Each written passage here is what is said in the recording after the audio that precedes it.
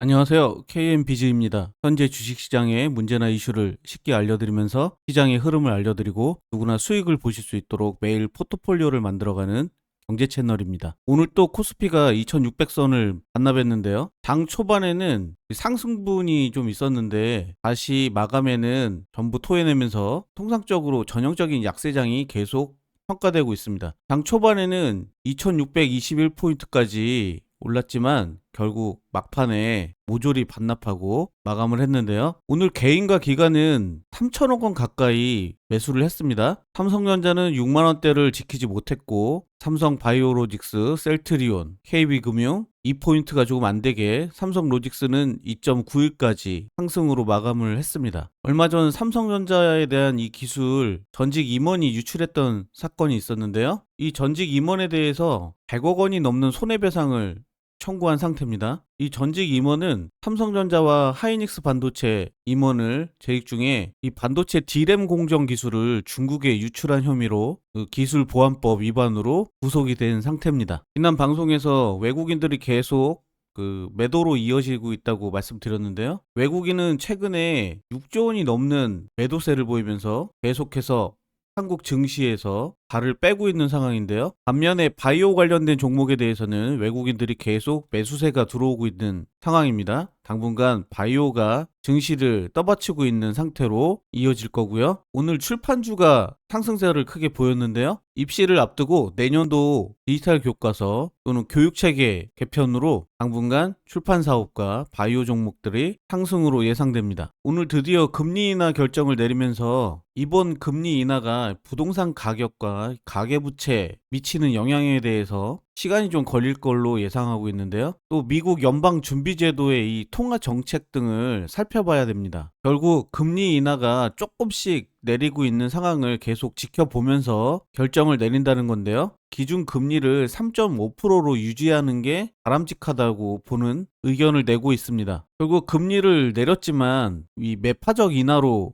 해석이 가능하고요. 추가 금리 인하는 이 안정세를 보여야 가능하다는 입장을 보이고 있습니다. 이번 기준금리 인하로 연 대출 이자가 이 3조 원가량 줄어들 전망으로 보고 있고요. 그나마 대출 이자를 감당하기 어려웠던 대출자들의 약간의 숨통이 트일 걸로 보고 있습니다. 이 한국은행이 기준금리를 내린 거는 2020년 5월에 내렸고요. 결국 4년이 넘는 기간 동안 유지하다가 이번에 0.25% 인하를 했습니다. 그리고 이번에 이 인하는 결국 주택 시장에 어떻게 영향을 끼칠지 지켜봐야 되고요. 기준금리 인하가 주택시장을 다시 상승으로 끌어올릴지 또는 가계대출로 이어질지 종합적인 평가를 조사하고 있습니다. 결국 오늘의 핵심은 이 38개월 만에 내린 통화긴축, 기준금리 인하가 진행되면서 가계대출, 또 금융 안정에 대한 불확실성이 남아있지만 미국의 빅컷에 이어서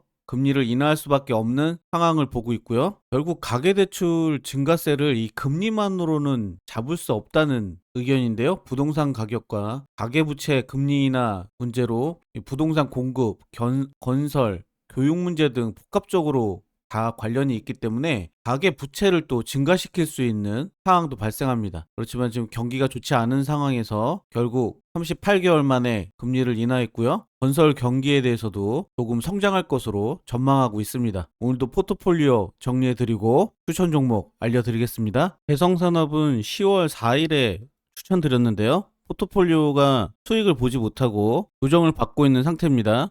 크게 급등이 한번 있었고요. 이 대성산업은 생산성 향상을 위해서 스마트 팩토리 솔루션을 제공하면서 친환경 에너지 사업에 전문으로 기여하는 기업인데요. 급등을 모두 반납하고 추천일 수익률이 발생하는 구간이 있었지만 오늘까지 마감은 마이너스로 마감했습니다. 일지로 정리해드리면요. 10월 4일 3,635원의 종가에서 추천드렸고 보합으로 계속 진행되다가 오늘까지는 마이너스 3%를 정확히 기록했습니다. 그래서 항상 말씀드리지만 비중을 20% 종목을 여러 개 분할해서 담으시면서 꼭 축적으로 수익을 조금씩 높여가는 포트폴리오를 가져가시길 바라고요. 10월에는 연휴가 계속 징검다리로 있어서 이 주식시장 장세가 계속 상승세로 이어지지 못하고 끊어지고 또 외국인들이 계속 매도로 이어지는 한국 증시에서 수익을 보지 못하는 형태로 가고 있습니다. 이 전고체 배터리 소재 장비 관련된 종목들이 상승을 보이면서 삼성 SDI가 차세대 배터리 개발에 가속을 내면서 거기에 유일에너테크는 협력 가능성을 보면서 추천드렸습니다. 계속 거의 보합으로 이루어지고요. 다시 상승세가 한번 크게 있을 걸로 전망하고 있지만 제가 포트폴리오로 정확히 기록해서 알려드리기 때문에 정리해서 다시 한번 말씀드리겠습니다. 10월 7일에 처음 추천드렸고요. 2870원. 연일 조정을 맞아서 오늘까지는 마이너스 8% 기록했습니다. 오늘 종가는 2635원에 종가를 했습니다. 당부드리지만 비중을 20%만 가져가면서 수익이 발생하면 꼭 장중에 수익이 발생되는 구간들이 생기기 때문에 수익을 먼저 꼭 얻으셔야 된다고 말씀드리고 있습니다. 큰 욕심 부리지 마시고, 요즘 장세는 계속 외국인들이 매도로 이어지기 때문에 종목을 보유하고 갖고 가시면 결국 하락을 맞는, 오늘처럼 2600포인트가 장중에 올랐다가 다시 반납은 모두 마감해 하는 경우들을 계속 맞습니다. 하루는 2600을 올렸다가 또 다음날은 2500선으로 내려가는 경우가 계속 이어지고 있습니다. LS 에코에너지는 어제 추천드렸는데요. 이 전 세계적인 전력망 확충 움직임에 초고압 케이블 수주가 이어지면서 미국이 계속 이 중국산 부품에 대해서 배제 정책을 펴고 있죠. 이 통신 케이블 수출까지 유럽과 북미 등으로 확대하면서 공급망이 확대될 전망입니다. 어제 처음 추천드렸고요. 10월 10일 26,400원에 항상 제가 종가로 말씀드린다고 얘기 드리고 있습니다. 그리고 저는 매일 종가로 등락률을 기록하기 때문에 장중에 수익이 발생되면 수익을 먼저 꼭 챙기시길 바라고요. 오늘 11일 26,000원에 추천드린 종가 대비 1.5% 기록을 하고 있습니다. 오늘 출판 매체 부분에 대해서 주가들이 많이 올랐는데요. 애니능률은 외국어 관련된 온라인 강의를 주력 사업으로 진행하는 디지털 교과서 전문 업체입니다. 정부는 내년부터 이 초중고 일부 과목에 AI 디지털 교과서 도입을 예정이고요. 그래서 오늘 주가가 출판 매체 부분에 대해서 상승을 한 상태입니다. 그리고 지금 자리가 다시 한번 상승기를 탈 수 있는 자리이고요. 디지털 교과서는 이 콘텐츠를 접목해서 학생 스스로 개발 수준과 특성에 맞춰 학습할 수 있는 맞춤형 교과서입니다. 앞으로도 계속 이 AI 디지털 교과서는 향후 전망을 높게 보고 있고요. 공교육 시장 진출에 계속 추진될 수 있는 전망으로 내년도 입시 문제와 관련돼서 출판 업계들이 상승을 보이고 있는 상태입니다. 오늘 10월 11일 교육 온라인 컨텐츠 부분 업종이고요. 애니능률 3,890원에 종가에 지금 추천드리고 있습니다. 계속 모니터링 하면서 포트폴리오를 정리해 나갈 거고요. 비중을 20%만 가져가시면서 수익 구간이 발생하면 수익부터 먼저 꼭 챙기시길 바라면서, 장 마감은 요즘은 계속